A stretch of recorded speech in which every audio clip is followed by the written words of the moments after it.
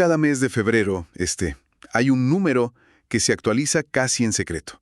No sale en los grandes titulares, pero sin hacer mucho ruido, le sube el precio a las multas de tránsito y al mismo tiempo hace que una parte más grande de tu aguinaldo no pague impuestos. Parece un dato perdido en el diario oficial, pero es uno de los que más impacta directamente el bolsillo de millones. Hoy vamos a desentrañar ese número, la unidad de medida y actualización, la famosa UMA, para el año 2026. Los materiales que analizamos la describen y me parece una metáfora perfecta como el termómetro financiero de México. Nuestra misión hoy es entender no solo qué es, sino cómo este ajuste anual se traduce, en pesos y centavos en el día a día, desde un crédito hipotecario hasta los beneficios de ley. Exacto.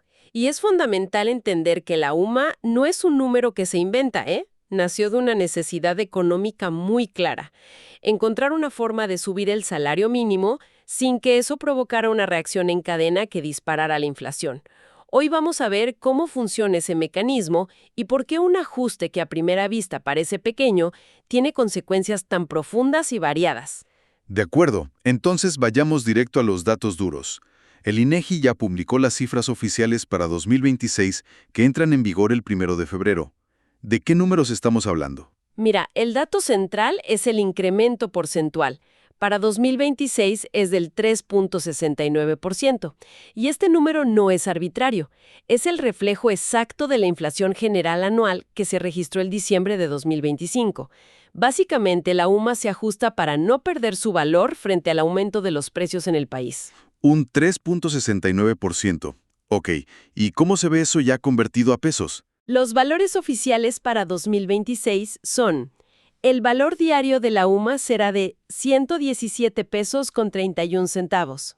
¿117 pesos con 31 centavos? Ajá. El valor mensual queda en 3.566 pesos con 22 pesos y el valor anual se establece en 42.794 pesos con 64 centavos. A ver, un momento, estoy haciendo la cuenta rápido aquí. 117 pesos diarios. Si lo multiplico por 30 días, no me da 3.566,22. Si lo multiplico por 31, tampoco. La cifra mensual parece rara. En temas legales y fiscales, un redondeo así puede ser un problema enorme, ¿no? ¿Qué está pasando ahí? Es una excelente observación y uno de los puntos más interesantes que se detallan en la investigación. No es un error. El cálculo mensual no se hace multiplicando por el número de días del mes, precisamente porque varían. Para estandarizarlo y evitar cualquier ambigüedad legal, la ley fija un multiplicador. El valor diario se multiplica siempre por un factor de 30.4. 30.4. Claro, es un promedio para que el cálculo sea el mismo en febrero que en agosto. Me imagino que antes de esa estandarización debía ser un caos. Los análisis mencionan si hubo disputas legales o fiscales por este tema. No lo detallan, pero esa es la razón de ser de la regla. Evita miles de interpretaciones y litigios potenciales. Es un pequeño detalle técnico que le da certeza jurídica a todo, desde un contrato hasta el cálculo de una multa. Y ya de ahí el valor anual sí es directo, es el mensual multiplicado por 12. Entendido. Entonces tenemos un ajuste del 3.69%. A primera vista puede no sonar a mucho, pero si este número es la base para calcular desde multas hasta prestaciones, como se menciona en los documentos, ese pequeño porcentaje debe tener un efecto dominó por todo el sistema legal y financiero, ¿no es así? Totalmente. Ese es el punto clave. La UMA es el cimiento sobre el que se calculan cientos de obligaciones y derechos. Afecta la ley del impuesto sobre la renta, la ley del seguro social, la del Infonavit, y, por supuesto, todos los reglamentos de tránsito y administrativos a nivel federal, estatal y municipal. Es una pieza transversal. Me gusta cómo los materiales que tenemos organizan este impacto. Lo dividen en 3 áreas muy claras: lo bueno, lo malo y la deuda a largo plazo.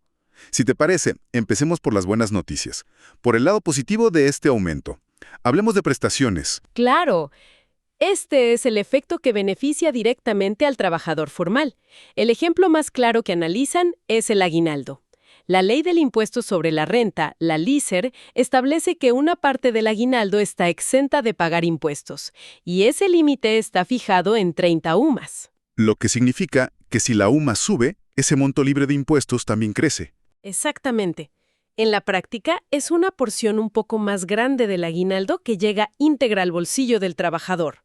Es una especie de escudo fiscal que se ajusta cada año para que la inflación no se coma el valor de esa exención. Si la UMA se quedara congelada, con el tiempo esa exención de 30 UMAs sería, pues, simbólica. O sea que, en la práctica, es un pequeño aumento de sueldo indirecto que muchos ni siquiera notan. Esto me lleva a preguntar, ¿pasa lo mismo, por ejemplo, con los planes de pensiones privados? ¿Sus topes de deducibilidad también están ligados a la UMA? Correcto. El impacto es más amplio de lo que parece. Conceptos como la prima vacacional, la participación de los trabajadores en las utilidades, la PTU, e incluso los topes para la deducibilidad de vales de despensa y de aportaciones a planes de retiro, también están calculados en UMAs. En todos esos casos, el aumento de la UMA significa que un monto mayor de esas prestaciones o ahorros no pagará impuestos. Es una buena noticia silenciosa que ocurre cada febrero. Bien, ese es el lado amable. Ahora vamos al otro extremo, el que duele. Uno de los análisis dice que la UMA es el medidor del costo de tus errores. Supongo que hablamos de multas y sanciones. Así es, aquí el mecanismo es idéntico, pero el resultado es el opuesto. La gran mayoría de los reglamentos de tránsito y leyes administrativas no fijan sus multas en pesos, sino en UMAs. Y lo hacen por una razón muy específica: para que las sanciones no pierdan su poder disuasorio con el tiempo por culpa de la inflación. Entonces, si una multa por exceso de velocidad está fijada en, digamos, 20 UMAs, Ya cuesta un 3.69% más. Es un aumento automático. La autoridad no tuvo que cambiar la ley ni publicar un nuevo tabulador. Simplemente la unidad con la que se mide el castigo se actualizó. Y aplica a todo, Desde no verificar el auto a tiempo hasta sanciones administrativas por clausurar un negocio. Pero eso genera una pregunta interesante. ¿Es justo que una multa suba automáticamente por un factor inflacionario, sin que se reevalúe si la sanción siga siendo proporcional a la falta? ¿No podría llevar a multas desproporcionadas con el tiempo si la inflación se dispara un año? Es un debate válido.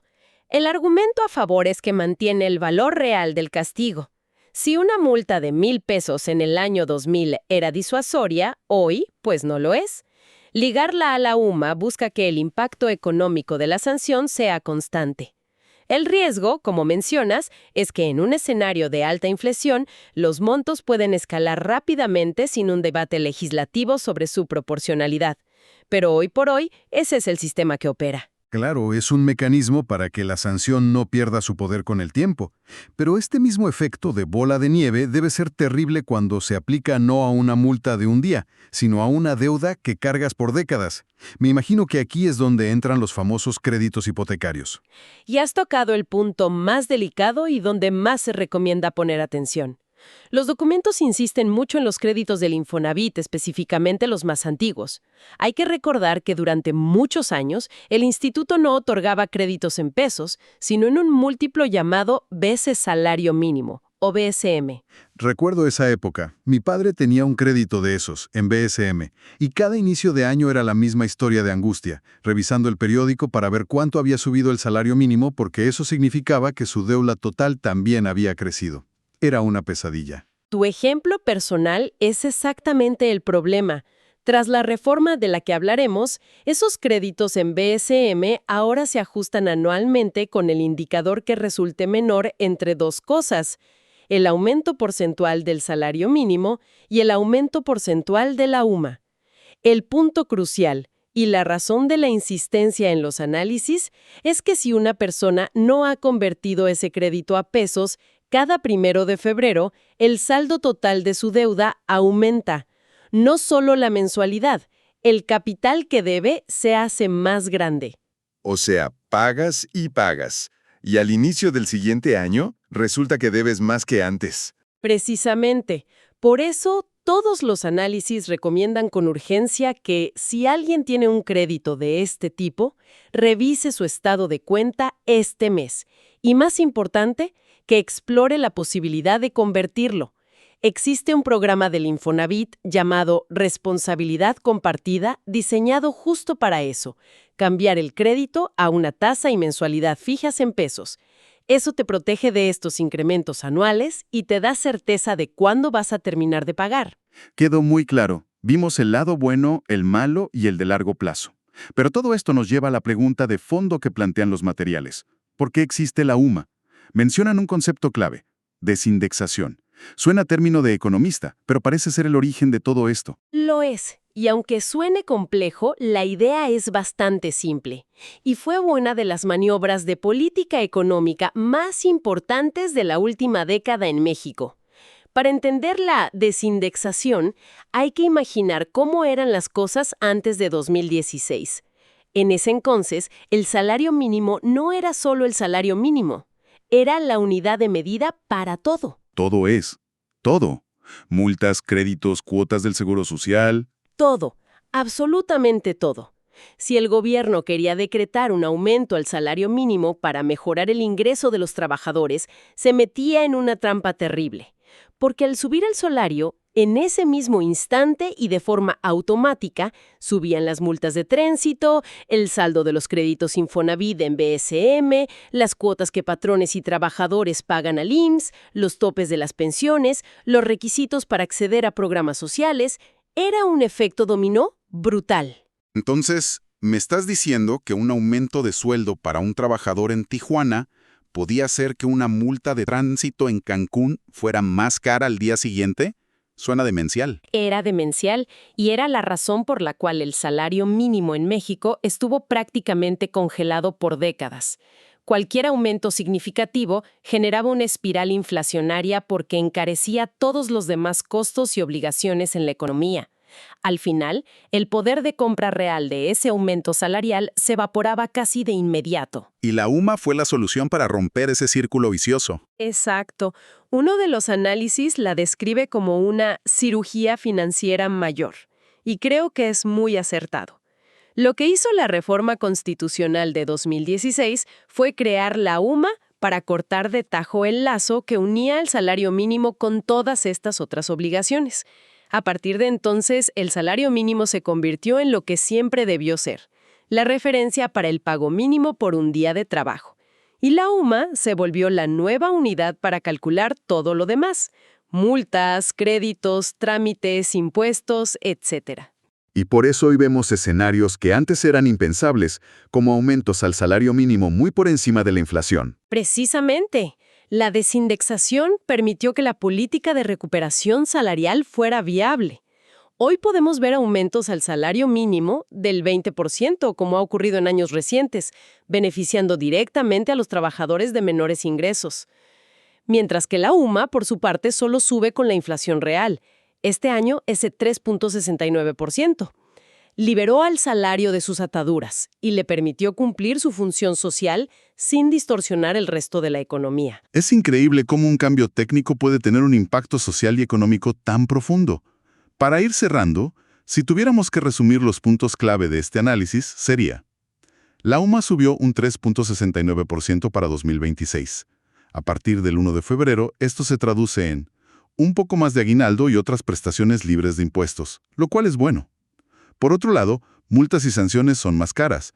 Y el punto de alerta más importante: revisar el crédito Infonavit si sigue en BSM, porque el saldo de la deuda acaba de crecer. Creo que la conclusión más importante que se desprende de estos materiales es la necesidad de estar conscientes. La UMA es un claro recordatorio de que en nuestras finanzas personales hay factores macroeconómicos que parecen lejanos, moviéndose constantemente bajo la superficie. Ignorarlos puede tener un costo, como en el caso de las multas o la deuda, o en otros casos, como en las exenciones fiscales, puede hacernos perder un beneficio por simple desconocimiento. Totalmente. Y me quedo con una idea para reflexionar que se deriva de todo esto. La UMA se creó para desindexar el salario y darle claridad a la economía. La pregunta sería: ¿qué otras cosas en nuestra vida financiera personal están indexadas o atadas a un indicador que no siempre vemos y que nos cuesta o nos beneficia dinero cada año sin que nos demos cuenta?